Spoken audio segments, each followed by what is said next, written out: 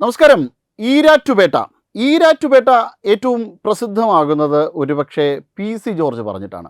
കാരണം P C ജോർജാണ് ഈ മേഖലയിലെ ഭീകരവാദത്തെക്കുറിച്ച് ശരിയായ രീതിയിൽ പുറം ലോകത്തിന് മനസ്സിലാക്കി കൊടുത്തത്. അതിനു മുന്നേ തന്നെ പല കേസുകളും അവിടുത്തെ ആൾക്കാർക്കെതിരെ എടുക്കുന്നുണ്ടായിരുന്നു. കാരണം പോപ്പുലർ ഫ്രണ്ട് വളരെ സജീവമായിരുന്ന സമയത്ത് ആ ഒരു മേഖലയെ ഒരു പ്രത്യേക രാജ്യമായിട്ടായിരുന്നു പോപ്പുലർ ഫ്രണ്ട് പരിഗണിച്ചിരുന്നത്. ഈ ഭാഗത്തൂടെ ആൾക്കാർക്ക് പോകാൻ പോലും പറ്റാത്ത ഒരു അവസ്ഥയായിരുന്നു. കാരണം എങ്ങനെയെങ്കിലും ആരോടെങ്കിലും ഒരു ചെറിയ പ്രശ്നം, ഇപ്പോൾ ആക്സിഡൻറ്റ് എന്തെങ്കിലും ഉണ്ടായിക്കഴിഞ്ഞ് കഴിഞ്ഞാൽ, വണ്ടി എന്തെങ്കിലും ചെറുതായിട്ട് തട്ടലോ മുട്ടലോ ഒക്കെ ഉണ്ടായിക്കഴിഞ്ഞു കഴിഞ്ഞാൽ അവർക്കെതിരെ, ഈ വരുന്ന ആൾക്കാർക്കെതിരെ അതിഭയാനകമായ രീതിയിൽ ഇവിടുത്തെ ആൾക്കാർ പ്രതികരിക്കുകയും അവർ പേടിച്ചോടുകയും ഒക്കെ ചെയ്യുന്ന ഒരു സാഹചര്യം. ഒരു പ്രത്യേക രാജ്യം എന്നതുപോലെ ആ മേഖലയിലേക്ക് സഞ്ചാര സ്വാതന്ത്ര്യത്തിന് പോലും ആൾക്കാർ മടിച്ചിരുന്ന ഒരു സമയമുണ്ടായിരുന്നു ഈ പറയുന്ന ഈരാറ്റുപേട്ട ഭാഗത്ത്. അതിൽ കുറച്ച് കഴിഞ്ഞപ്പോൾ പോപ്പുലർ ഫ്രണ്ട് നിരോധിച്ച സാഹചര്യത്തിലൊക്കെ വലിയ പ്രശ്നങ്ങളൊന്നും ഇല്ലാതെ പോയി. പിന്നെ SDP ശക്തമായപ്പോൾ വീണ്ടും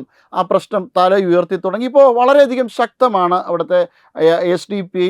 ഇപ്പോൾ ബോർഡ് നോക്കിക്കഴിഞ്ഞാൽ കഴിഞ്ഞ തെരഞ്ഞെടുപ്പ് സമയത്ത് ആ ഭാഗത്തേക്കൊന്നും പി സി ജോർജിൻ്റെ ബോർഡ് പോലും വയ്ക്കുവാനായിട്ട് അനുവദിക്കുന്നതിൽ വലിയ ബുദ്ധിമുട്ടുണ്ടായിരുന്നു. വലിയ പ്രശ്നങ്ങളൊക്കെ നേരിട്ട് സംഘർഷങ്ങൾ ഉണ്ടായിരുന്നു. അത്തരമൊരു മേഖലയാണ് ഈ ഈരാറ്റുപേട്ട മേഖല. ഈ ഈരാറ്റുപേട്ട മേഖലയിൽ നിന്ന് അതാണ് ഏറ്റവും അധികം വെല്ലുവിളി. പി സി ജോർജിന് നേരെ കൊലവിളിയും പി സി ജോർജിന് എതിരെ വല്ലാത്ത രീതിയിലുള്ള ഭീഷണിപ്പെടുത്തലുമൊക്കെ ഈ മേഖലയിൽ നിന്നുണ്ടായിരുന്നു. കഴിഞ്ഞ തെരഞ്ഞെടുപ്പിൻ്റെ സമയത്തും ഈ മേഖലയിൽ ചെന്ന മാധ്യമപ്രവർത്തകർ സംസാരിക്കുമ്പോൾ അവർ പി സി ജോർജിനെ കുറിച്ച് വളരെ മോശമായ രീതിയിലൊക്കെയാണ് പ്രതികരണങ്ങളൊക്കെ നടത്തിയത്.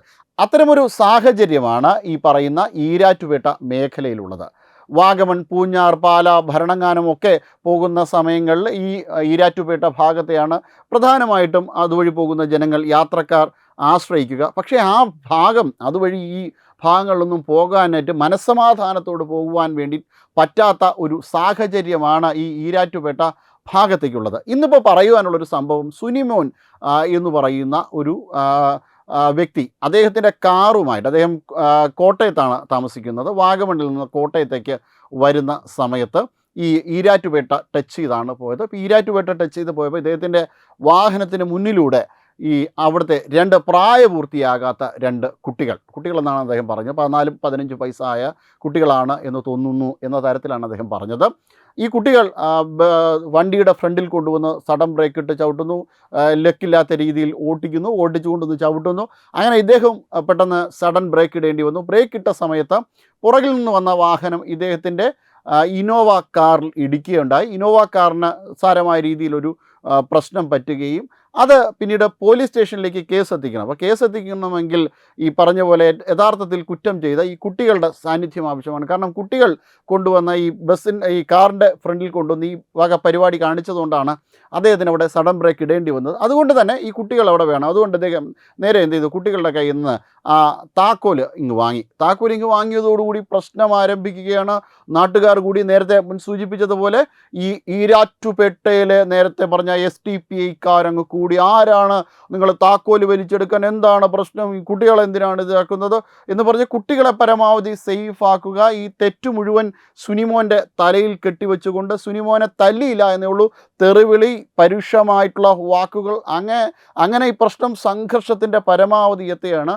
പിന്നീട് പോലീസ് സ്റ്റേഷനിൽ പോയപ്പോഴും ഈ കുട്ടികൾ ഇല്ല, അവിടെ പരാതി കൊടുക്കണമല്ലോ. പരാതി കൊടുക്കാൻ വേണ്ടിയിട്ട് ഈ പറഞ്ഞ പോലെ കാറിൻ്റെ ബാക്കിലിടിച്ച വ്യക്തി മാത്രമാണ് കൂടെ ഉണ്ടായിരുന്നത്. ഇദ്ദേഹം തെറ്റൊന്നും ചെയ്തിട്ടില്ല എന്ന് സുനിമോൻ തന്നെ അവിടെ പറയുന്നുണ്ടായിരുന്നു. പക്ഷേ ഈരാറ്റുപേട്ട പോലീസ് പറഞ്ഞു ഇവിടെ ഇങ്ങനെയൊക്കെയാണ്, ഈ രീതിയിലൊക്കെയാണ് ഇവിടെ കാര്യങ്ങൾ നടന്നു പോകുന്നത്. പോലീസിന് വല്ലാത്ത ഭയമാണ് ഇവർക്കെതിരെ കേസെടുക്കാൻ എന്ന് തോന്നുന്നു. ആ ഒരു രീതിയിലാണ് പോലീസിൻ്റെയും ഒരു മറുപടി ഉണ്ടായത്. കാരണം സ്വാഭാവികമായിട്ടും പേടിയുണ്ടാകും. SDP എന്ന് പറയുന്നത് ആരാണ്? പ്രബലമായ, ഇപ്പോൾ ഏറ്റവും അധികം CPMനെ സഹായിക്കുന്ന കക്ഷി, CPMൻ്റെ ഘടകകക്ഷി എന്ന് പറഞ്ഞാൽ പോലും അതിൽ വലിയ തെറ്റൊന്നും കാണാനില്ല. അത്തരത്തിലുള്ള SDP എങ്ങനെയാണ് സുനിമോനെ പോലുള്ളൊരു സാധാരണ പൗരന് മുട്ടാൻ പറ്റുക? SDP ചുമലിലേറിയിട്ടാണ് പിണറായി വിജയൻ അധികാരത്തിൽ ഏറിയത് എന്നൊക്കെ രീതിയിലാണ് SDP പറഞ്ഞുണ്ടാക്കുന്നതല്ല, അതാണ് വാസ്തവം. പല മേഖലയിൽ ഇപ്പോൾ തിരുവനന്തപുരത്ത് നിയമമണ്ഡലത്തിൽ എസ് ഡി പി ഐയുടെ സ്വാധീനമുണ്ടായിരുന്നു. എസ് ഡി പി ഐയുടെ പിന്തുണ നേമത്ത് CPM കൊടുത്തിരുന്നു. അതുപോലെ വേങ്ങരയിൽ എസ് ഡി പി ഐ ഇടതുപക്ഷത്തിന് പിന്തുണ കൊടുത്തിരുന്നു. അങ്ങനെ എസ് ഡി പി ഐ വളരെ സജീവമായിട്ട് ഇടതുപക്ഷത്തിനും വലതുപക്ഷത്തിനും UDF മാറി മാറി പിന്തുണ കൊടുക്കുന്നു. അവർക്ക് വേണ്ടിയിട്ടുള്ള കാര്യങ്ങളൊക്കെ ചെയ്തു കൊടുക്കുന്നു. ഭരണത്തിൽ പങ്കാളികളാകുന്നു. സ്വാഭാവികമായിട്ടും എസ് ഡി പി ഐ എങ്ങനെയാണ് പോലീസിനെ എതിർക്കുവാൻ കഴിയുക? കാരണം അധികാരത്തിൽ ഇവർ വന്നു കഴിഞ്ഞു കഴിഞ്ഞാൽ എസ് ഡി പി ഐ അവരുടെ പ്രധാനപ്പെട്ട കക്ഷിയാണ്. എസ് ഡി പി ഐ പറയുന്ന രീതിയിൽ മാത്രമേ പ്രവർത്തിക്കാൻ കഴിയൂ. അതിനു വേണ്ടിയിട്ടാണ് ഈ പിന്തുണ കൊടുക്കുന്നതും. അതിനുവേണ്ടി ഇവരുടെ ഭീകരവാദത്തെ പോലും ന്യായീകരിക്കേണ്ട ബാധ്യത CPMൻ്റെ സംസ്ഥാന സെക്രട്ടറി ഗോവിന്ദ മാസ്റ്ററിന് അടക്കമുണ്ടായിരുന്നു. കാരണം ഇവരുടെ പിന്തുണ വേണ്ട എന്ന് പറയുവാനായിട്ട് വല്ലാത്ത മടിയായിരുന്നു ഗോവിന്ദ മാസ്റ്റർ ഉണ്ടായിരുന്നു. പിന്തുണ വേണ്ടെന്ന് പറഞ്ഞുമില്ല. അവരുടെ സ്വഭാവമൊക്കെ മാറി എന്നുള്ള രീതിയിലാണ് ഗോവിന്ദ മാസ്റ്റർ തന്നെ അഭിപ്രായപ്പെട്ടത്. അതോടൊപ്പം തന്നെ ഇടതുപക്ഷത്തിൻ്റെ പല ആൾക്കാരും ഈ രീതിയിൽ തന്നെയാണ് സംസാരിച്ചത്. എസ് ഡി പി ഐ അവരുടെ സ്വന്തമാണ്. എസ് ഡി പി ഐ ഭീകരവാദ കക്ഷിയേ അല്ല, മതേതര കക്ഷിയാണെന്ന് പോലും ചിലരൊക്കെ അഭിപ്രായപ്പെടുകയുണ്ടായി. അപ്പോൾ ആ രീതിയിൽ കാര്യങ്ങൾ വളഞ്ഞു മാറി നിൽക്കുന്ന സമയത്ത് സാധാരണ പൗരന്മാർ ഭയപ്പെടണം എന്നുള്ള തരത്തിൽ തന്നെയാണ് ഇപ്പോൾ നമുക്ക് പുറത്തുനിന്ന് വരുന്ന റിപ്പോർട്ടുകൾ സൂചിപ്പിക്കുന്നത്. എന്തായാലും ഈ ഈരാറ്റുപേട്ട ഭാഗത്ത് ഒരു കേന്ദ്രസേന ഇറങ്ങേണ്ടതിൻ്റെ അനിവാര്യത തന്നെയുണ്ട്. ഈരാറ്റുപേട്ട പോലീസിന് എന്തായാലും സംരക്ഷിക്കാൻ പറ്റില്ല എന്നാണ് പോലീസ് പറയുന്നത്. എന്തായാലും അവിടെ കേന്ദ്രത്തിൽ നിന്ന് ഏതെങ്കിലും ഒരു സപ്പോർട്ട് ഉണ്ടെങ്കിൽ മാത്രമേ ഇനി ഈരാറ്റുപേട്ട ഭാഗത്തുകൂടെ നമുക്ക് ആൾക്കാർക്ക് സഞ്ചരിക്കാൻ പറ്റുള്ളൂ. കാരണം ഈ മേഖലയിൽ മാത്രം ആർട്ടിക്കിൾ 370 എന്തെങ്കിലും പ്രഖ്യാപിച്ചിട്ടുണ്ടോ എന്നറിയില്ല.